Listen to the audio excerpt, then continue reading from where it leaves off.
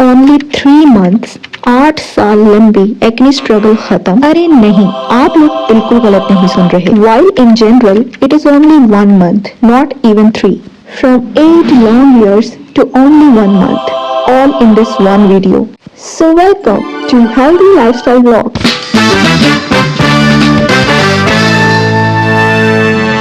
तो गाइस, आज का ये वीडियो थोड़ा पर्सनल है क्योंकि मैं ये समझती हूँ कि जो चीज मैंने खुद फील की है, अगर आप यहाँ हैं इस वीडियो को देख रहे हैं तो यकीनन वो आप भी फेस कर रहे हैं। और अगर आपको भी अपनी एक्ने का कोई हल नजर नहीं आता, आप सारी एक्सरसाइज, स्किन केयर, डाइट सब करके थक गए हैं, तो ये वीडियो आप ही के लिए है। तो गाइस, आज इस वीडियो में हम सिर्फ एक्ने के क्योर पे बात करेंगे कि जो एक्ने किसी भी तरह से नहीं हटती, उसे एक ही इंग्रेडिएंट से कैसे खत्म किया जा सकता है। आई नो कि ये सिर्फ दाने नहीं होते, ये आपके कॉन्फिडेंस और सेल्फ स्टीम को अच्छी तरह बर्बाद कर देते हैं। स्कूल हो या कॉलेज, फ्रेंड्स के बीच हो या किसी फंक्शन में जाना हो, एक्ने हमेशा सबसे पहले नजर आ जाती है और हम चाह कर भी कुछ कर नहीं पाते। एक्ने असल में 3 रीजंस की वजह से हो सकती है, जिनके बारे में पता होना आपको लाजमी है। इनमें सबसे पहले हार्मोनल चेंजेस होते हैं, क्योंकि यंग एज है तो डिफरेंट फिजिकल एक्टिविटीज की वजह से आपके हार्मोन्स ऊपर नीचे होते रहते हैं एंड आप हेल्दी हो या नहीं, ये एक्ने को कॉज कर ही जाते हैं। दूसरा रीजन स्ट्रेस और टेंशन होता है, जिसे हम कुछ समझते ही नहीं। Exams, family pressure, over thinking, ये डायरेक्टली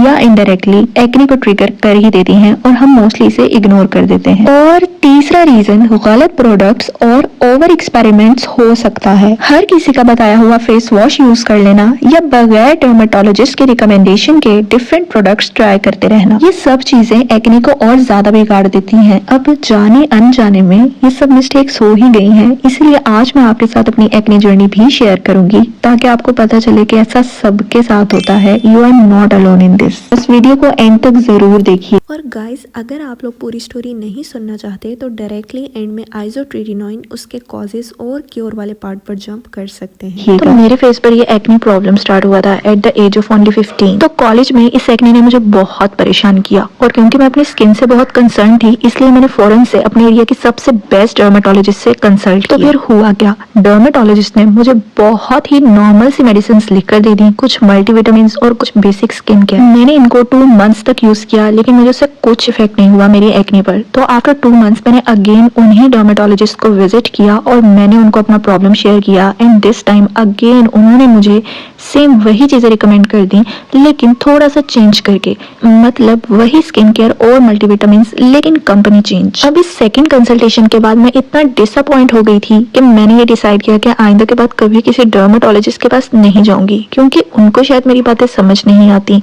अगर मैं एक्ने का इशू लेकर गई थी तो उसमें मुझे मल्टीविटामिन और basic sun block, skin care, ये सब देने की क्या ही जरूरत थी। एंड ऑलरेडी आपके पास स्टूडेंट लाइफ में इतने पैसे कहाँ ही होते हैं कि आप इतने महंगे डर्मेटोलॉजिस्ट को अफोर्ड कर सके। बावजूद उनकी हाई कंसल्टेशन फी पे करके उनसे कंसल्ट करना और उनके बताए हुए महंगे प्रोडक्ट्स यूज करने के बाद भी कोई भी फायदा ना मिलना और रिजल्ट बिल्कुल 0 होना, ये चीज डिसअपॉइंट तो कर ही देती है। और फिर जब फैमिली, फ्रेंड्स एंड घर के बड़ों से पूछा तो उन्होंने तो बस यही कह दिया कि अपनी डाइट अच्छी करोगे तो सब कुछ हो जाएगा। जवानी के दाने हैं, इस उम्र में सबको ही निकलते हैं, ये खुद ही खत्म हो जाएंगे। तो अब बस एक ही रास्ता बचा था और वो था यूट्यूब। जब यूट्यूब पर इसके बारे में सर्च किया तो हर अगली वीडियो में एक नई ही रेमेडी, एक नई ड्रिंक और एक नया ही इंग्रेडिएंट लिखा हुआ था। अब हर तरफ से डिसअपॉइंट होने के बाद मैंने सिर्फ अपनी स्किन केयर, अपनी डाइट और अपनी एक्सरसाइज को बेहतर करने पर जोर दिया और मैंने अपनी स्किन केयर को बहुत अच्छा किया, अपनी डाइट को और एक्सरसाइज रेगुलरिटी के साथ, और इस वजह से मुझे बहुत बेनिफिट हुआ मेरी हेल्थ में, मेरी स्किन में, हर चीज में सिवाय एक्ने के। इसके साथ ही मेरी एक्ने प्रॉब्लम भी काफी हद तक सॉल्व हो गई थी, लेकिन क्योर नहीं। एक्ने सीजनल हो गई थी, यानी कहीं आने जाने से या मौसम के चेंज से या खाना पीना चेंज करने की वजह से मेरे फेस पे एक्ने आ जाती थी। फायदा बस ये हुआ कि नॉर्मल कंडीशंस में जब मैं अपने घर पे हूँ, कहीं आ जा नहीं रही, कोई मेकअप यूज नहीं कर रही और ना ही कोई भी जंक फूड यूज कर रही हूँ,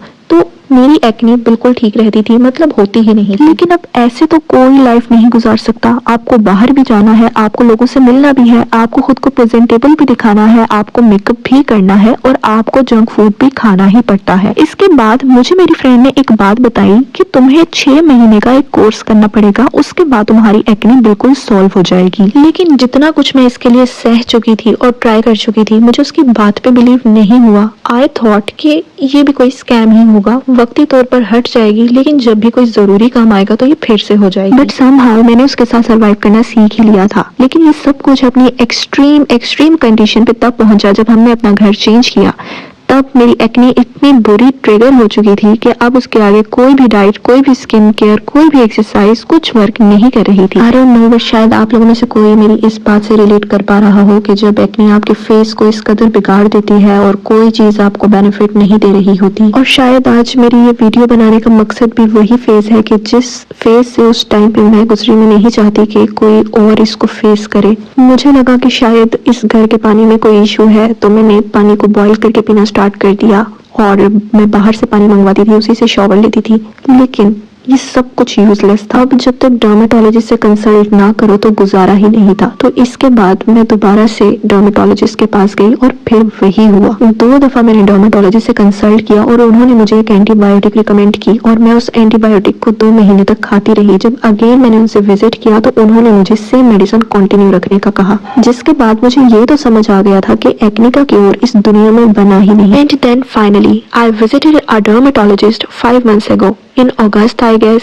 और मैं अपना सारा पास्ट रिकॉर्ड उनके पास ले गई कि किन डॉक्टर से मैंने कंसल्ट किया, उन्होंने मुझे क्या रिकमेंड किया, मैंने कितने टाइम तक उसको यूज किया, मैंने उनको सब बताया। एंड फाइनली उन्होंने मुझे आइसोट्रेटिनोइन रिकमेंड किया। उन्होंने मुझे एक्सप्लेन किया कि मुझे परेशान होने की बिल्कुल भी जरूरत नहीं है, कभी ऐसा हो जाता है। और घर चेंज करने में सिर्फ लॉजिक इतनी ही सी थी कि माहौल चेंज हो गया था, जिसके साथ मेरी बॉडी के पोर्स भी डिफरेंटली रिएक्ट कर रहे थे। सीबम प्रोडक्शन बहुत ज्यादा थी, जिसकी वजह से मेरे पोर्स क्लॉग होना स्टार्ट हो गए थे और एक्ने आ जाती। और जितना पॉजिटिव रिजल्ट मुझे इस आइसोट्रेटिनोइन से मिला, आई डोंट थिंक सो कि कोई भी और मेडिसिन मुझे इतना फायदा दे सकती थी कि 1 महीने के अंदर अंदर मेरा फेस बिल्कुल क्लियर हो गया।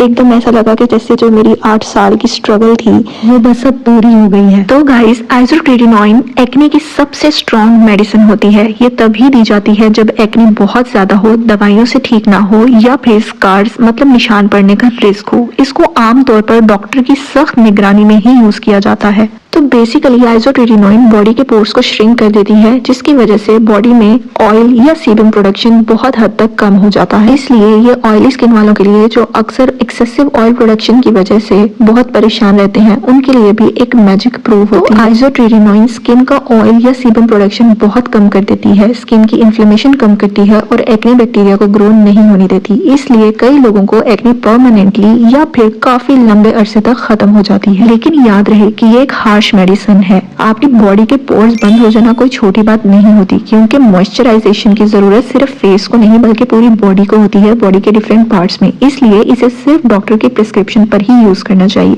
ये सिर्फ उनको दी जाती है जिनको स्वेयर एक्ने होती है या फिर दर्दनाक सिस्ट या नोड्यूल्स होते हैं, और वो एक्ने जो क्रीम्स और एंटीबायोटिक से भी ठीक नहीं होती, और समटाइम्स जहाँ पर स्कार पड़ने का खदशा हो जाता है। मोस्टली एक्ने 1 महीने या फिर 2 से 3 हफ्ते के अंदर ही खत्म हो जाती है, लेकिन अक्सर इसका कोर्स 4 या 6 महीने का होता है ताकि रिजल्ट्स को प्रोलॉन्ग किया जा सके। तो इसकी डोज डॉक्टर वेट और एक्ने देखकर ही सेट करता है। वैसे मोस्टली 20 mg की मेडिसिन प्रिस्क्राइब की जाती है, तो खुद से डोज बदलना या छोड़ना गलत हो सकता है। मुझे मेरे डर्मेटोलॉजिस्ट ने यही कहा था कि प्रोबेबली आपकी एक्ने फर्स्ट 3 वीक्स में थोड़ी ज्यादा हो सकती है, बट उसे घबराना नहीं है, ये 4th वीक में खुद ही कम हो जाएगी। बट अल्हम्दुलिल्लाह 2nd वीक में ही मेरी एक्ने कम होना शुरू हो गई थी और 1 महीने से पहले तो बिल्कुल खत्म हो गई थी। तो आइसोट्रेटिनोइन एक फाइनल वेपन है जो कि सबसे एंड में ही यूज किया जाता है। तो फिर मुझे समझ आया कि बार बार डर्मेटोलॉजिस्ट मुझे हमेशा कम डोज वाली मेडिसिन या फिर बेसिक स्किन केयर ही क्यों रिकमेंड करते थे, क्योंकि ये वो मेडिसिन है जो कि सबसे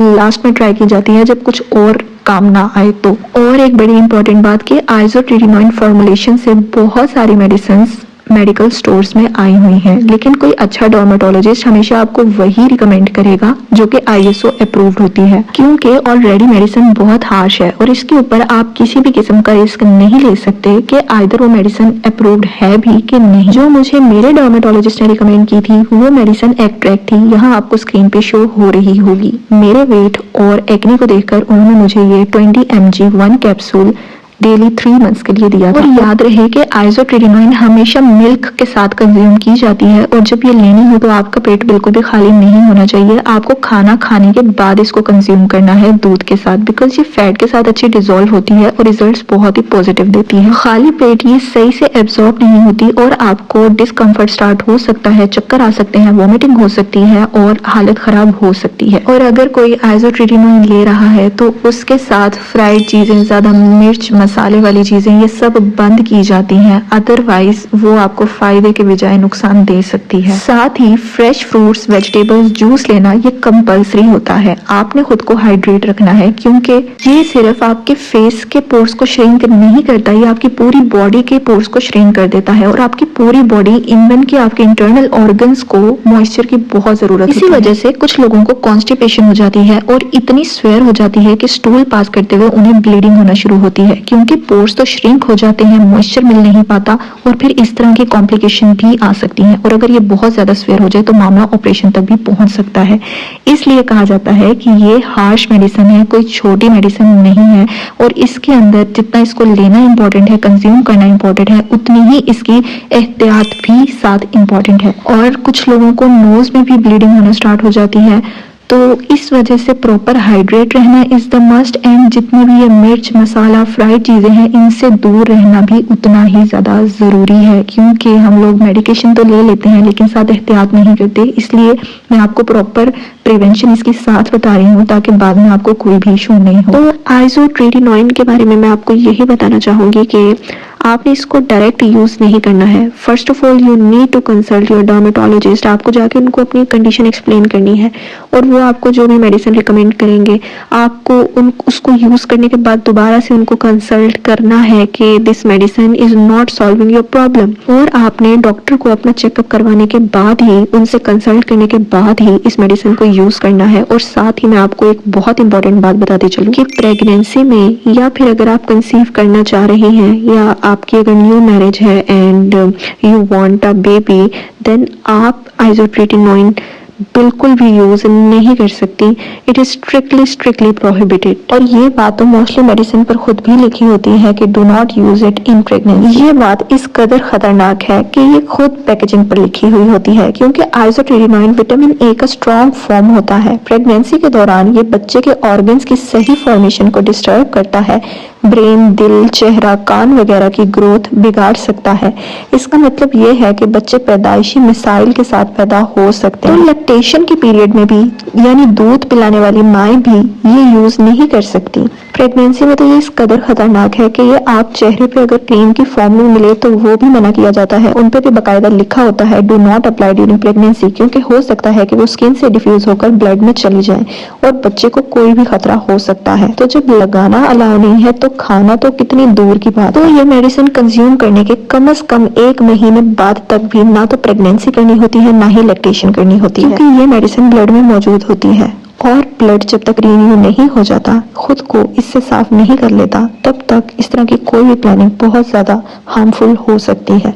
इसलिए जनरली अगर बहुत ज़्यादा जल्दी है तो कम से कम भी 1 महीने का गैप ज़रूर देना चाहिए, लेकिन नॉर्मल 5 महीने का गैप लाजमी देना चाहिए। और इसके सिवा अगर आपकी ऐसी कोई प्लानिंग नहीं है और आप इसको यूज़ कर रहे हो तो ये भी बात आपने माइंड में रखनी है कि ये हार्मोन्स में काफ़ी चेंजिंग्स लेकर आती है मेडिसिन, एंड इससे आपको एक्सेसिव ड्राइनेस हो जाती है, आपके लिप्स ओवर ड्राई हो जाते हैं, आपकी स्किन, आपको बहुत इरिटेशन होना शुरू होती है, इवन के लिप बाम से भी वो चीज़ क्योर नहीं हो रही होती है। इस कदर आप की जो लिप्स हैं, आपकी स्किन है, वो बहुत ड्राई हो जाती है, सन सेंसिटिविटी बहुत बढ़ जाती है, सूरज से अवॉइड करना बहुत ज़रूरी होता है। तो गाइस, इस जर्नी में ना सिर्फ स्किन चेंज नहीं होती बल्कि आप खुद भी स्ट्रॉन्ग बन जाते हो। आप अपनी स्किन को टाइम देना स्टार्ट कर देते हो, अपने आप को ब्लेम नहीं करते, कंपैरिजन करना बंद कर देते हो, and this is the real win out of all this struggle. तो गाइस, हर प्रॉब्लम का कुछ ना कुछ सॉल्यूशन होता है। तो फर्स्ट ऑफ ऑल अगर आपको एक्ने है तो आपको पहले इसका रीजन फाइंड करना है कि कहीं आपको कोई पीसीओएस, पीसीओडी जैसा कोई प्रॉब्लम तो नहीं है, क्योंकि उसका क्योर डिफरेंट होता है। तो ये आपको डॉक्टर ही बताएंगे, आपको डॉक्टर से कंसल्ट करना बहुत जरूरी है। ये वीडियो बिल्कुल जनरल थी उन लोगों के लिए जिनको ऐसा कोई प्रॉब्लम नहीं है, और मेरी ये सारी एक्ने जर्नी आपके साथ शेयर करने का यही मकसद था कि अगर आप भी मेरी तरह इस फेज से गुजर रहे हैं, मैं तो गुजर चुकी हूँ, आप अगर गुजर रहे हैं तो ये आपके लिए एक नॉलेजेबल वीडियो थी, ताकि आप इसे इन्फो लेकर डॉक्टर से प्रॉपर वे में कंसल्ट कर सकें। तो गाइस, इन द एंड ये बहुत ज़रूरी है कि ये जानना कि आइसोट्रेटिनोइन एक स्ट्रॉन्ग मेडिसिन है। ये सिर्फ डॉक्टर के मशवरे से ही लेनी चाहिए। हर किसी की स्किन और बॉडी डिफरेंट होती है। अगर एक चीज़ मुझे सूट की है, ज़रूरी नहीं कि वो आपको भी करे, बट या it works very very well for me. And अगर आप इसको यूज़ करना चाहते हो तो आप अपने मूड स्विंग्स का, इन सब का आपको ध्यान में रहे कि ये करती है मूड स्विंग्स, आपको नींद नहीं आती, आपको इरिटेशन होती है, आपको ओवर ड्राइनेस होती है, आपको बार बार प्यास लगती है, और कुछ लोग ये सह नहीं पाते हैं और कुछ लोग सह भी लेते हैं। तो गाइस, मेरे ख्याल में जितनी इन्फॉर्मेशन इसको यूज़ करने के लिए चाहिए वो सब मैं आपको दे चुकी हूँ। बाकी आप इन डिटेल अपने डर्मेटोलॉजिस्ट से भी इसके बारे में कंसल्ट कर सकते हैं। इसके सिवा डॉक्टर ने मुझे कुछ स्किन केयर भी रिकमेंड की है। अगर आप लोग कहेंगे तो मैं उसके ऊपर भी अलग से वीडियो बना दूंगी। तो मैं कोशिश करूंगी कि इस तरह की और भी बहुत सारी इन्फॉर्मेटिव वीडियोस आप तक लेकर आ सकूं। तो अगर आपको वीडियो पसंद आई हो या आपको इससे कोई भी बेनिफिट हुआ हो तो वीडियो को लाइक करना, चैनल को सब्सक्राइब करना मत भूलिएगा।